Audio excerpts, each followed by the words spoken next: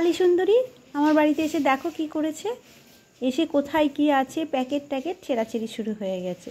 বাইরে বৃষ্টি পড়ছে বলে আমি ডেকে নিলাম, আমার সামনে যেহেতু ছিল। দয়া মায়া করবো কি করে, এই যে প্যাকেট ছিঁড়ছে, আর ওকে যে আটকে রাখবো যে বৃষ্টি পড়ছে তুই আমার বাড়িতে থাক। না না না না না, ওর তো অনেক দায়িত্ব।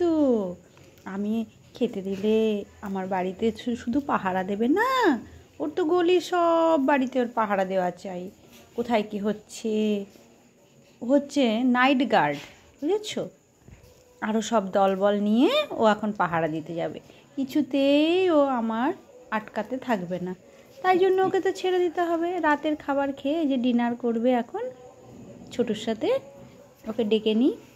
বেশি দিই না একদমই, হ্যাঁ ওকে বেশি খাবার দিই না, কারণ ও এবারই ও বাড়ি সবার বাড়িতে ও খাবার খেতে যাবে।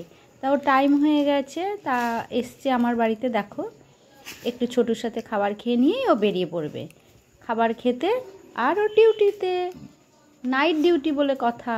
আর একটু আমার সঙ্গে এই ফাঁকে খেলে নিল, খেলাধুলা করে নিল।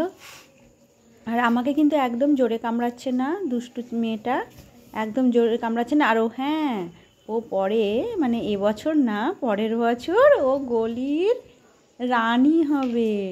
তাই জন্য ওকে যত্ন করা দরকার। ছোটো ছোটো বাচ্চা দেবে, বাঁচিয়ে রাখা আমাদের সবার কর্তব্য। গলির মধ্যে ওই একটাই মেয়ে আছে এখন, ওকে আমরা মানে সবাই সত্যি বলছি, কিছু কিছু বাড়ি খুব যত্ন করে রাখে।